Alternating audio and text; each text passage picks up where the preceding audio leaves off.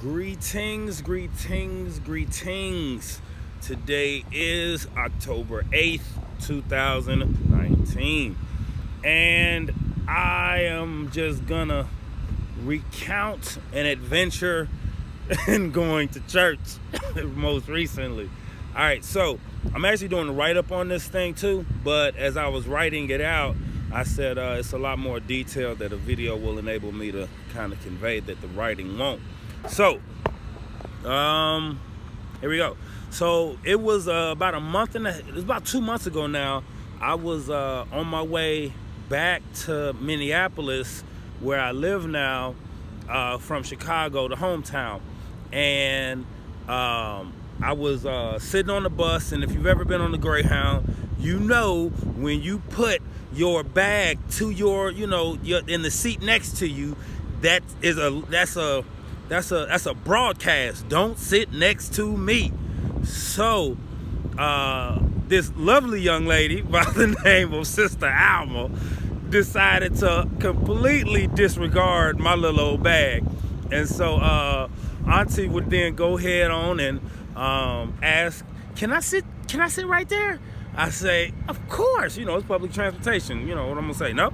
And so I goes to move my bag up above the you dig or whatnot, and the seats in the little cabin area for the bags. And I'm carrying, because at the time I was reading Jasher, and I had my scriptures with me. So as I'm carrying, or as I'm sitting now with my scriptures and with Jasher in my hands, she says, "Is that the Bible?" I say, "Yes, ma'am." And so she says, "Oh, right, I know. I'm sitting next to the right one, sitting next to a man of God." Now, let's pause. So I say to her, "Well, I don't really use those. That I don't speak with that language anymore." She said, "What you mean?" I said, "God, Lord, Jesus. I don't use that language anymore." She says, "Well, why not?" And so I just want to segue right here and say that is an excellent question. That's an inquisitive question. That's a question of somebody who's actually interested in the thing that's about to come out of your mouth, right? And so more often than not, anyway. And so I goes and commences to tell her. I say, "Well, God is a Proto-Germanic term used by the ancient Gothic people." Proto-Germanic, ancient Gothic, same thing. Used by the ancient Germanic people. And so she says, I say, and this word Lord is an ancient German word, and it didn't even mean what we have in our minds it to mean until like the mid-13th century. Long story short, these are words never used by the Hebrew people, and when you're seeing them in the scriptures, don't convey the actual Hebraic meaning of what it is. And so I broke down for her right quick in Genesis 1 verse 1, the very first verse in the scriptures, Genesis 1 verse 1. In the English, you see, "And God created the heaven and the earth." Now, the popular Christian conception of God is the Father, singular, the Father. Okay, and this is sidebarring the Babylonian Trinitarian doctrine. The Father is commonly what's referred to when you say God. The problem is when you look at the Hebrew word there, as I'm conveying this to her, is you see the word Elohim, right? So Elohim is a Hebrew word, but it's a plural Hebrew word. And right away you have to ask yourself, because it begs the question, who is on the scene with the Father? All right. And so we understand that all things were made in and through Yahushua, the Son. And so when it says, "Let us make man in our image," this is who the us is being referred to, the Father and the Son. Okay. And so and this is really what I'm conveying to her. And so as these things are being conveyed to her, I say, and then when we come to this word Jesus, I say, we know. And I don't ever assume that people don't know what I know. So I just simply state it as, and we know that the letter J was created in 1524 by a man named Gian Giorgio Trezino. And so knowing this, we know that the son's name could not have been Jesus. So then that begs the question, well, what is his name? And so then I took her straight, I got my scriptures, we on the bus, we rolling, right? Miles and miles to go. And so, because we're just coming out of Chicago when the conversation really got started. And so I say to her, we know that the letter J was created as such, so we know that could not have been his name. And then that begs the question, well, what is his name? And so when we go to the place in Scripture that isolates what the name of the Son actually is, what we find is in Zechariah chapter 6, verse 11 and 12, what we find is Yahushua. And for you Bible scholars, that's Strong's number H3091, right? Yad-He-Wah Shin-Wah Ayin. And when you properly place the correct Hebraic vowels, the A, I, and U. Now, I had all the time in the world to convey this to her, right? So it was a lot of information coming at her right fast. When you properly assign the proper Hebraic vowels, A, I, and U, to their correct consonants, you then render Yahushua. And so, as these things are being conveyed to her, she says, you know what, let me call my pastor, because I ain't never heard of them names you talking about. I say, okay. So then she gets on the phone, she dials the number, and presumably the pastor wasn't available. So she then hands me the phone with the deaconess of the church. And so as I'm communicating to her, the deaconess, the names that Sister Alma had just conveyed to her, she then says, no, well, I said, she's trying to tell me, there was a lot of dialogue right fast about Sister Alma. And so what then happens is we begin to actually communicate about the names. I say, well, do you know the name of the Father? And she says, Yahweh, yeah. Pause. All right. So I say, well, ma'am, with all due respect, if we know that the letters E and O were created by the Grecians, right? Were created by the suppression of the original Hebrew vowels, A, I, and U, and they created the letters E and O. I said, then we also must understand that these letters were never used by the Hebrew people. And so therefore we can automatically discount Yahweh, which carries the E in between the Wah and the Hey, as a valid, authentic name for the Father. And so, I took her just a brief step further, because what I don't want to ever do is not give people enough information so that they don't have to believe me and can go and research it for themselves.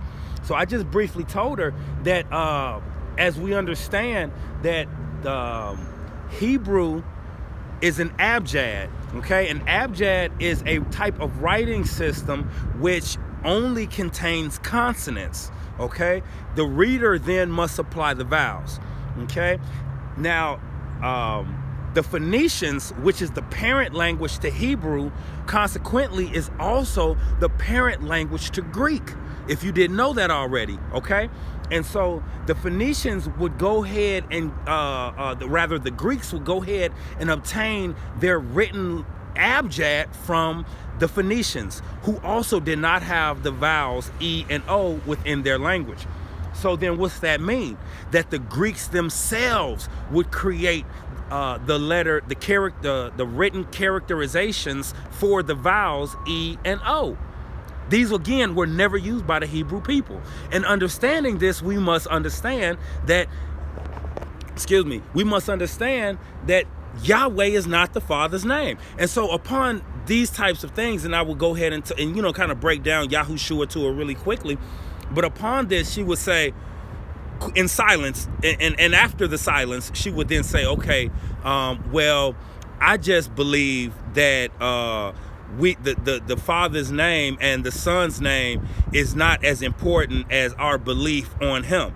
And I say, well, again, with all due respect, the scriptures disagree with you, because the scriptures let us know that there is none other name under heaven given unto men whereby men must be saved. I'm paraphrasing Acts chapter 4 verse 12. Okay, and so when I say, if we know that, like in John it says we must worship the Father in ruach, or in spirit and in truth, it is then a lie to call on a name that is not his name. And so at that point, she just says, well, I'm gonna can I please speak back to Sister Alma? Of course, yes, absolutely. And so she gets back on the phone with Sister Alma. And then, they talk briefly and we get off the phone. Now, this is all leading to Sister Alma inviting me out to her Wednesday Bible study. And so I went a collective 4 occasions to this Wednesday night Bible study. So after the first occasion, at the end of the first, I was asked, I embarrass quick. I was asked to stand up and state, where I come from, and the whole visitor situation, which I am not a big fan of. So anyway, we go or I go rather, and commence to say, well, Sister Alma invited me out, and I'm here because really the Father then sent me here apparently, and so which raised a few eyebrows when I said it like that, but it is what it is. And so I would go head on and sit my behind back on down, and so the bishop would say, oh, thank you for coming out, the customary greetings or whatever. And he says, well, I hope you come back. I hope you come back to visit. Now, in my mind, I had already established I did not see Sister Alma, because I was really counting on Sister Alma to say, hey, Bishop, what's them names he was talking about? And so Sister Alma didn't show up. So I had all but discounted my return to this establishment, right?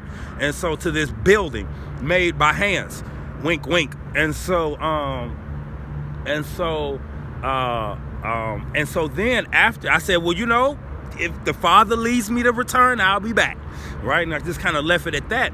And so what I would do is, on my way out the door, I said, let me use the bathroom right quick. So in the bathroom, I take care of business, and I would hear the voice of Yahuwah. And this is actually, if you listen to that weaponized logic regarding the voice of Yahuwah, this is where that would come from.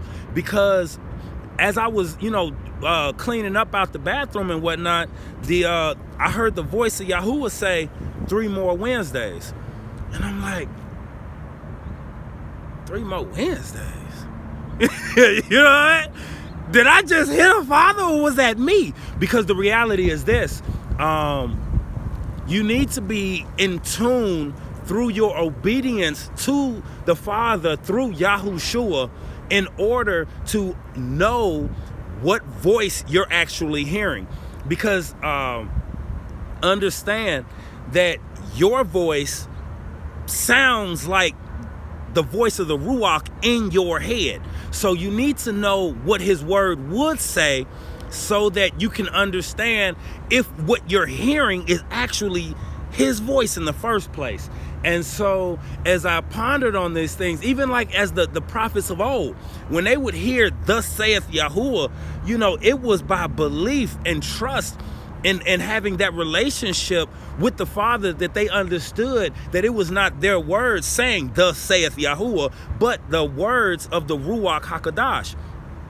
Okay, and so that being said, I believed that the words that I was hearing was the voice of Yahuwah. And so what I would do is I would return that following Wednesday. And so the bishop would go ahead and say at the end of that service, I see you made it back. I said, well, Bishop, for at least 2 more Wednesdays. And so let me backtrack a little bit, because I want to get in all these little details. And so the first night I was there, there was a woman there and she so at the end of service, when you go to a church, you finna be paying some tithes, right? That's how they go. You pay the tithes, and so you pay the taxes at the house. And so this place was no different. And so at the end of the service, the bishop was calling for the tithes, and according to scripture, tithes are found no place in scripture in the new covenant regarding monetary dispensation to the building, okay, for whatever purpose. And so if it's not in the script, I'm not following it. And so what would happen is, there was a woman there, a young lady, and she would give me $6 in hand and then pimp off. Like, I couldn't even I tried to give it back. She was gone. She pimped straight off. I said, ah. And so I'm holding this money, and so I handed it to the man that was walking right next to me. Now, what he did with it was on him. He went on ahead and dropped it in the bucket. Okay, and so that was that experience. And so, and I might do a lesson on tithing later, but anyway, that was that experience. So the next week I would show up, immediately handed the young lady back her dividends, and she would go on to say thank you. And so at the end of that service again, the pastor would say, well, I see you made it back. And that's when I say, at least 2 more Wednesdays. And so the overwhelming thing that I heard throughout all the services save the last was this: that favor, blessing, be obedient to obtain favor and blessing. That's pretty much the consistent theme throughout all the services. Favor, blessing, be consistent to obtain favor and blessing. The scriptures that were brought out, now the bishop did an excellent job with creating real life analogies to equate the favor and blessing, and through the obedience to obtain the favor and blessing. And so anyway, what would then happen, so the second of the 2 Wednesdays, the second of the 3 Wednesdays that I went, I finally seen that there was a parking lot that could be pulled into. So I was blasting some Ruach music, right? Wars of Yahuwah by Followers of the Way, with Mike and Rob on there. And if I'm not, I can't remember if Jazz is on there, but I know Mike and Rob were bumping. And so coming into the parking lot, I didn't want to be disrespectful blasting my music. So I just turned it down to a above mild bump, And so as I backed in, as typically I do, there was an empty space, and then there was a man who had pulled in. So his door was open, and he was doing whatever he was doing in the car. And so as I was getting ready to turn off and go into the building made by hands, he would perk up when he heard Mike say, what'd he say? I reach my hand back like a real Hebrew, and then elsewhere he talk about like Apostle Shaul and like the prophet Jeremiah, right? So he perk up and started listening. So I just go ahead and let the song play out, right? And so we get to talking about now his name was Xavier. And so we get to Xavier and I get to talking about the track or whatnot. He says, "Who was that, man?" I say, that song was, he was like, "What's the name of that?" I said, the name of the song was Wars of Yahuwah. And he said, who was that rapping? Yahuwah? Let me tell you about a few things, brethren, right? And so I basically just real quick broke down, Yahuwah. And I took him to Exodus 15, verse 3. And in the scriptures, you look at, and it reads, "The Lord is a man of war. The Lord is his name." And I said, now, brethren, the Lord is not a name at all. It's a title, right? He said, yeah. So then I took him to the Strongs that I got, thankfully, on my phone. And I say, well, this name that you're looking at, and I was wearing this shirt. The name on just like the name here is Yahuwah, right? You pronounce that Yahuwah. And he says, oh, okay, I never heard that before. And so that kind of blossomed into the exchanging of various social media channels and YouTube channels where more content and information can be obtained. So then we, went into the building. And so at the end of that service, nothing was said from the bishop to myself. And but what did happen was this. There was a man there from California, and the bishop would say to him, he'd say, well, look, after service, come up and shake my hand. I got, so we can have a few words. And I was looking like, the bishop ain't called me up to shake no hands and have a few words. And all the time, Sister Alma has not showed up. Now, on the bus, she didn't tell me I'm there all the time. I frequent there. So I'm waiting to see Sister Alma so she can run me up to the bishop so we can have some words. And so what would go on to happen is this. At the end of that service, I would go up to Xavier and he was just basically like, man, give me all that you got. All right. So I exchanged, the Followers of the Way YouTube page, my YouTube page, Rob Robertson from Wise Life, his YouTube page. And I say, these are all ministers and leaders in their own right. And so I also exchanged my my Facebook profile as well as Rob's Facebook profile. Mike don't do a whole lot of don't create a whole lot of content for Facebook, so I didn't bother doing all that there. And so what would happen is he says thank you, and he'll check it out. All right, cool. I say, well, look, if you got any questions, brethren, holla at me, and we'll chop it up in Yahuwah. And so he says, all right, cool, I'm gonna check it out. So then the three remaining Wednesdays, the fourth Wednesday in totality, I would go and man, I gotta backtrack one more time. And so after the second of the 3 Wednesdays, the young lady who I spoke with and gave the money to at the end of service, I say, I just really want to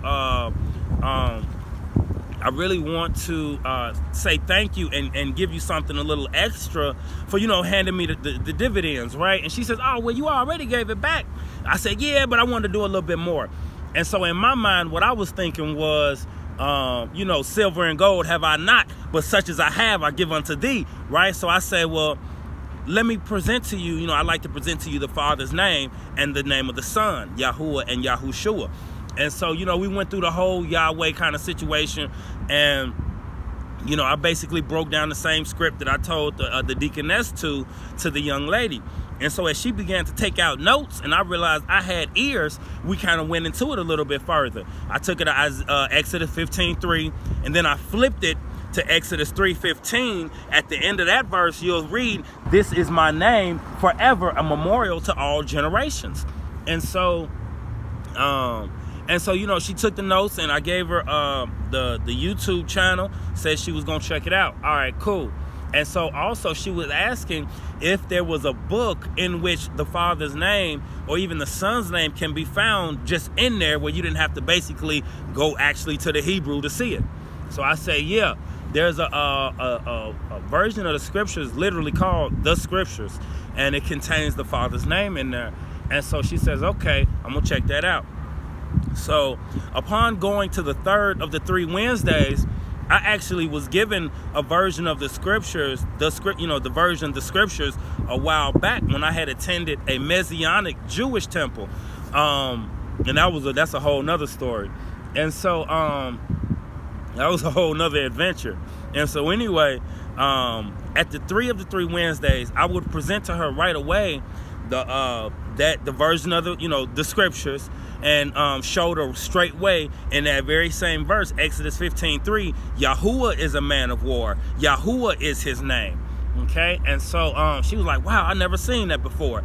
And so I would go in and then sit down, and at the end of this service was a little bit different. So at the end, and even throughout the whole service, so all 3 services up until now, now mind you, that was 3 services. This is the fourth service in totality, the third of the 3 Wednesdays. So this service functioned a little different. Previously, it was favor and blessing, obey to obtain favor and blessing. This service was a straight prayer service. You know what I mean? Straight prayer. In the name of Jesus. No! So I had to catch up on some reading. And so what I was reading in at that time was 1 Kings. I think I was reading in 2 Kings. And so so as the people in the building made by hands, as they were praying, I was reading, because I'm not going to pray in no false name. That's disrespectful, to say the least. If you know that the name is not Jesus, to then go back behind that very knowledge that the Ruach, that the Ruach or the Spirit of Yahuwah has given you to understand, and then you go and pray in that name, Jesus, understand you are being in direct opposition to the very truth that you were being shown. Okay? You know it's not Jesus. Stop praying in that name. That's not his name. Period. So anyway, and so as they were praying in this false name, I was just reading. And so questioning myself, man, did I actually hear the Father's voice say 3 Wednesdays? Why am I even here? And so I say, no, I know what the Father's voice sound like. Look, when you spend time with the truth, you may not know the lie you're being told, but you know it's not the truth. Pete, when you spend time with the truth, you may not know exactly what it is that you're supposed to know, but you know the voice of the truth. And so I know that the voice of the Father told me 3 more Wednesdays. So at the end of this service, the bishop would call up and say, he would look at me direct. Come on up here, brother Lawerence, so I can shake your hand. Okay, cool. So now we get into the meat of this thing. And so he would come up, and I had on a different shirt this time that equally said Yahuwah. And so and yes, I know for you Bible scholars and Hebrew scholars, this actually says Yod Hey Dalit Hey. There was a mistake on my part in the looking at the lettering when I had it when I had it what's this embroidered. Anyway, it's meant to say Yahuwah. And so the other shirt that I was wearing reflected, Yada as well. And so but as I described it to the bishop, Yahuwah. And so and I was clear on what it is. And so and because he asked me, he said, do you know what that say? I say, it says Yahuwah. That's the Father's name. And so he was like, okay, just checking to see if you knew. Honestly, I don't think he knew, but he was just checking to see if I knew. And so anyway, he says, so what do you think about the services so far? Bishop, can I be honest with you? I wouldn't expect you to be nothing but honest, he says. Okay. I say, now, all throughout the service tonight, you were saying that there's power in the name, right? But you wasn't telling the people the name. I say, look, we know that you, all the time I'm hearing these words, God, Lord, and Jesus. I say, Bishop, if we know that God is a Proto-Germanic term never used by the Hebrew people, we know that the Lord is an ancient German word never used by the Hebrew people. Why are we using this language? And then Jay, we know that the son's name, it was not Jesus. And you all the time, I say, are saying throughout the night that there's power in his name, Bishop, but all the time not telling people his name. And so he's just all the while he's shaking his head. I know. I'm saying, so I say, and so then, he hit me with so where do you go to church at? I say, Bishop, I ain't been to church in quite some time. He says, I know, but where do you what church did you go to? I said, Bishop, and he says, I'm asking, what church did you go to? So I told him the church I had kind of grew up in, and I say it was a Kingdom Christian Center. I think now it might be called Kingdom Ministries. And so I tell him, I say, at this time, they're probably based out of Indianapolis, some part. And so he says, oh, my bishop is from Indianapolis. And what he's doing, he's segueing out. He's distancing himself from the conversation. And so I allow him, give him a little break for the moment. And so he says, my bishop is from Indianapolis. I say, oh, that's nice. It's not, it's cool. I lived out there for a little while. It's cool. And then I jump right back in it. I say, and Bishop, to be honest, I think if the people really understood that we are the actual Hebrew people who even wrote these scriptures, things here would be different. He says, yeah, I've heard that before. I've heard it from the Hebrew Israelites. Pause. I say, I want to, at this time, distance myself from any of the Hebrew Israelite camps or sects with the understanding that, yes, I am Hebrew, but not with the false ideologies and doctrines that are found in a lot of the camps, because they do not align themselves with the doctrine of the actual scriptures found in the book. And so, and then that's when he says, okay, well, brother, I was just asking to see what you thought, and you have a good night. Okay, night, Bishop. And so I went ahead and got up out that jam. And on my way out, I seen Xavier. And I say, all right, Xavier, this was my last time coming. And I just want to say, hey, brethren, if you wanted to connect, with either music or whatever else, holla at me. He was like, oh, yeah, I'm going to check you out. Of course, I haven't heard from him.